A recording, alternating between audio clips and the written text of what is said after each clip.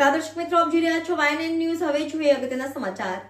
પૂર્વ vice chancellor Vijaykumar Srivastava સામે કરાયેલો કેસ પાછો ખેંચાયો। સતીશ પાઠક દ્વારા હાઈકોર્ટમાં કરાયેલી PIL પાછી ખેંચવામાં આવી।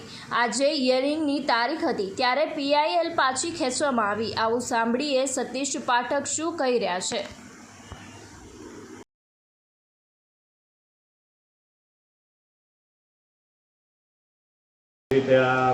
ખબર પડી છે કે જે પાછલા વાઇસ ચાન્સેલર હતા શ્રીવાસ્તવ સાહેબ, તેની પાછળ જે કેસ કરવામાં આવ્યો પાછું લઈ લેવામાં આવ્યું છે।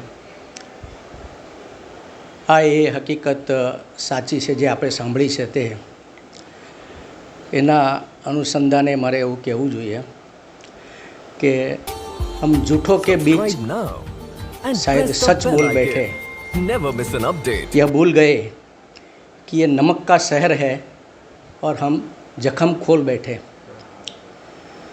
પહેલેથી જ હકીકત સરકાર સમક્ષ પણ હતી, યુનિવર્સિટીના સત્તાધીશો સામે પણ હતી, કારણ કે મેં એ રીતે એ બધી વાતો ઉજાગર કરી હતી।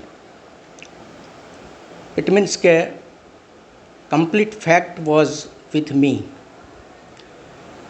પરંતુ પરિસ્થિતિ કંઈક એ પ્રકારે નિર્માણ થઈ અને હાઈકોર્ટમાં એ મેટર એ રીતે ધીરે ધીરે આગળ ચાલી કે જેના કારણે અથવા જેના અંતે મારે એમ કહેવું જોઈએ કે ના સરકારે એ વાતને સ્વીકારી અને ના તો વિજય શ્રીવાસ્તવે પણ એ વાતને સ્વીકારી કે તેઓ ઇનએલિજિબલ હતા। ખેર, આખી લડતને અંતે સંતોષજનક વાત એ બની, નંબર 1 કે એણે રાજીનામું મૂકીને કોઈ ખસી કરેલા કૂતરાને જેમ ભાગવું પડે એમ ઊભી પૂંછડીએ ભાગવું પડ્યું એણે। બીજી સારી વાત એ બની કે સરકારે સમય સૂચકતા વાપરીને અને બુદ્ધિ વાપરીને એને ફરીથી નિમણૂક ના આપી, કારણ કે ભાજપના તમામ વડોદરા શહેર અને જિલ્લાના નેતાઓએ ચીફ મિનિસ્ટરને એવું અલ્ટિમેટમ આપેલું હતું કે આ વ્યક્તિ તો ફરી જોઈએ જ નહીં। જે નેતાઓએ ફરીથી આ વ્યક્તિને નહીં લેવા માટે અલ્ટિમેટમ આપ્યું એ નપુંસક નેતાઓ ક્યારેય વિજય શ્રીવાસ્તવની સામે એક હરફ ઉચ્ચારી શક્યા નહોતા, એ હકીકત છે। વડોદરા શહેર માટે જે નેતાઓ કામ કરતા હોય, જે પ્રજાએ વડોદરાના આ નેતાઓને ખોબે ખોબે મત ભરીને જીતાડ્યા હોય, જે નેતાઓ આ જ યુનિવર્સિટીની અંદર ભણીને પોતાની શૈક્ષણિક અને રાજકીય કારકિર્દીનું ઘડતર કર્યું હોય, એ નેતાઓ જ્યારે પોતાની માતૃ સંસ્થા માટે ન બોલી શકે ત્યારે મને કહેવા દો કે બધા હિજડાઓથી કંઈ કમ નથી।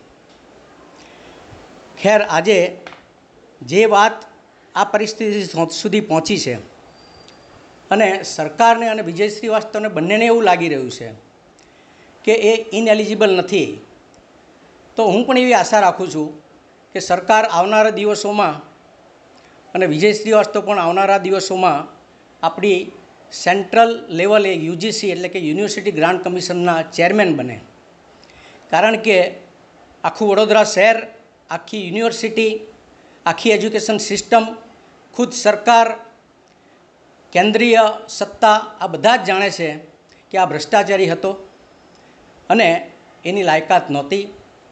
તેમ છતાં પણ એક પ્રકારે એવું રાજકીય દબાણ ઊભું કરવામાં આવ્યું અને પરિસ્થિતિ એ આવી કે આખી જ્યુડિશરી સિસ્ટમ પણ એ દબાણ હેઠળ બિલકુલ છેલ્લી ઘડીએ યુટર્ન લઈ લીધો અને આ પરિસ્થિતિમાં એક પ્રકારે એવું પ્રેશર ઊભું કરવામાં આવ્યું કે જેનાથી એમ કહી શકાય કે આ કેસને સાવ લૂલો બનાવી દીધો।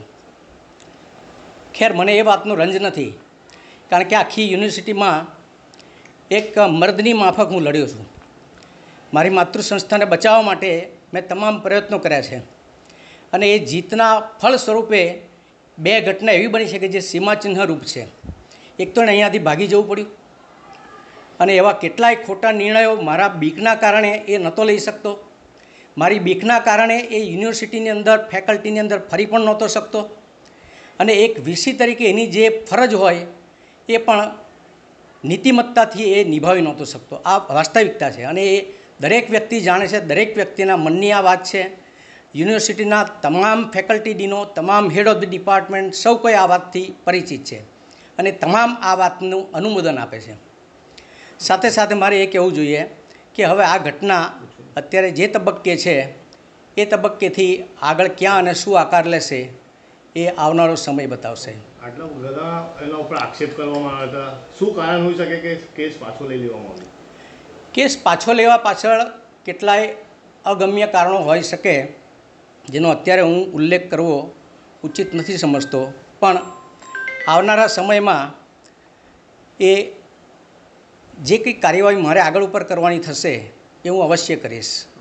કારણ કે આ એક શિક્ષણ ક્ષેત્રમાં સડો ફેલાવતી એક ઉધઈ સમાન છે. જો આજે એને અહીં છોડી દેવામાં આવશે તો આજે આવનારા દિવસોમાં એ શિક્ષણ સમાજને વધુ પ્રદૂષિત કરશે, એમાં બેમત નથી. હું professor Satish Pathak, department of education, MS university of Baroda, Gujarat. Subscribe now and press the bell icon. Never miss an update.